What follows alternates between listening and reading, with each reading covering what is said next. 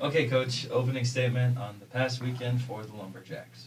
Yeah, it's just great to get off to a good start, and half the teams won, half the teams lost this past week, and thankful the Lumberjacks are sitting at 1-0. It's always good to be 1-0, and I thought we played very, very well. Obviously we outmatched our opponent, and so the game got away in a hurry, but just overall our execution, offense, defense was really, really good. I would like to clean some things up with the special teams units, which is, be expected sometimes in first games, but didn't turn the ball over, which was good to see, and very few penalties. And so just, like I say, excited to be 1-0.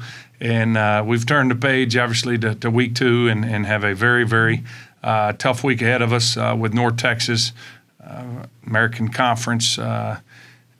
Athletic Conference team, and Eric Morse has them playing really, really well right now. And so we've got our hands full and then some this Saturday. But looking forward to the challenge and looking forward to getting better each day. And that's the biggest thing that you want to see is improvement. That's one thing we can control, and make sure that we're improving day to day and from week 1 to week 2, making a big jump, because we got a big season ahead of us, and we need to get better each and every week. So looking forward to doing that this week. Gave a little preview to North Texas, who had a good game against South Alabama, 52-38. Chandler Morris, their quarterback, 3 touchdowns, 415 yards. Any other key pieces that you've noticed from North Texas that you guys think you need to be looking out for? Woo! A lot of offense. Those guys, I think they finished 6th in the country in scoring offense last year in FBS, and you look back on Coach Morris's background. Every year he's been involved with the college team, they've finished up there, in whether he's offense coordinator or the head coach. I mean, they've been top 15, top 10 in scoring offense, total offense, and this team he's got this year is very, very talented. They hung a 50 burger on South Al, and South Al dominated their bowl game last year. Had a good team coming back, and they got some creatures in Alabama, and North Texas just ran right through them. So it's we're going to have a great challenge before us, especially defensively, trying to slow these guys down. You don't stop them. You try to get in the way and hope they throw a bad ball a time or two. But Chandler Morris will be as good a quarterback. He'll be the best quarterback we face all year. He's unbelievable, proven winner. And then their receiving core is something else. The Ward kid had well over 200 yards receiving.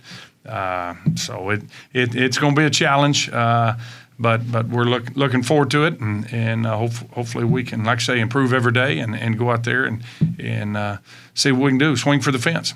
For last week, Thursday was Saturday, and then you had Friday, which was your extra day, Saturday, that was your extra day. What has the prep been so far? And now we are back on a normal schedule with a full game being on Saturday.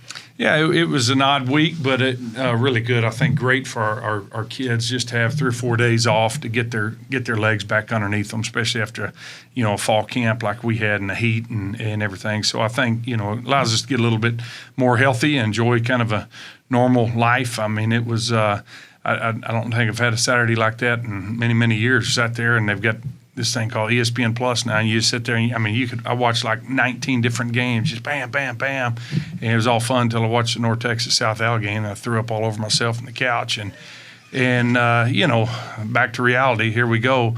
So but it was good for our players, and I think our coaches too. Just now you can hit the reset button and attack these next 3 weeks, and we've got a bye week there at the end of September. So I like the way our schedule sets up, but definitely a challenge this week.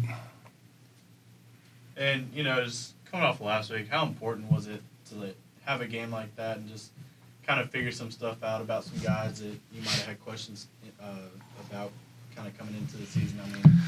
Games like that are awesome. They're great for the program. I know there's a lot of people have different opinions out there, and I don't care about their opinion. They're not running a football program or an athletic department, and it's hard to schedule games, and you got to play money games, you got to play bye games, and our schedule turning over, conference change, and everything else. We played a team that we were better than, and we're fixing to go play a team that's better than us. That's college football, and so as I tell people, sometimes you're the windshield, sometimes you're the bug.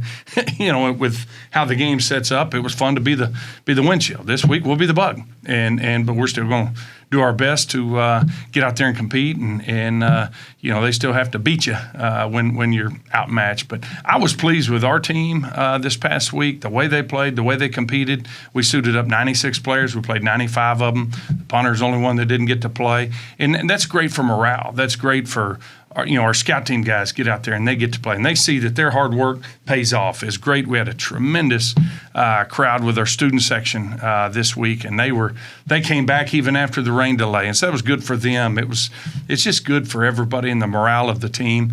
And so was pleased. Some of those that you go in, you're outmatched, you win, but you don't play well. I was pleased the way we played, and we called the dogs off halfway through the second quarter. When you play and are efficient in that regard with a brand new offense and a lot of new coaches, that's our first time to really work together throughout a game. So I don't think it could have been better for us, and so hopefully that gets us prepared to get some kinks worked out as we go into a game that now we're outmatched, and gives us a chance to hopefully compete and see what happens.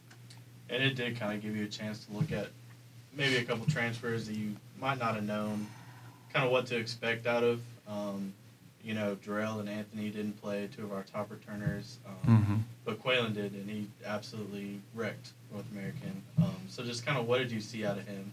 He's done a great job. As a young man that walked onto our program and has played like a scholarship athlete every day he's been here, and earned his spot on this team and earned a scholarship, and has been a tremendous leader for us, and has just added to an already very talented running back room. But that game, Thursday, was a lot of firsts. There was a whole bunch of guys throwing their first passes, catching their first ball, scoring their first touchdowns, getting their first. I had them all stand up in the team meeting. If you got your first action as a lumberjack, it was well over half the team. And so again, a lot of first, and so even we played our backup deep snapper. He got some reps in that game because last year we lost our deep snapper to an injury, and now next guy has to go in. Man, if you're going out there in the conference championship game, it's your first time to snap a ball, throw a ball, catch a ball, try to make a tackle.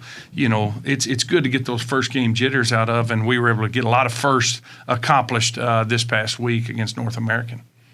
Big, heavy alumni presence in Denton, obviously. Alumni Association throwing together a tailgate starting at 3:30 p.m.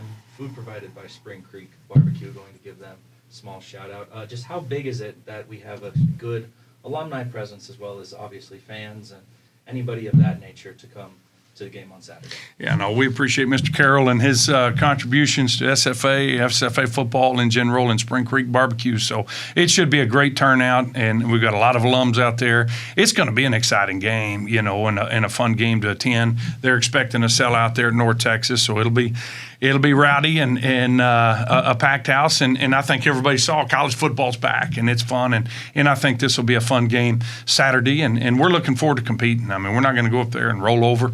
I mean, we're going to do our best and try to compete and try to have that game in a situation in the fourth quarter we've got a chance to win. You saw that throughout this past weekend. Texas Tech had their hands full with Abilene Christian, and there were several other FCS games. Lamar had Texas State on the wire, and several others. So Arkansas State had to score on the last play of the game to beat Central Arc. So again, by no means are we rolling over.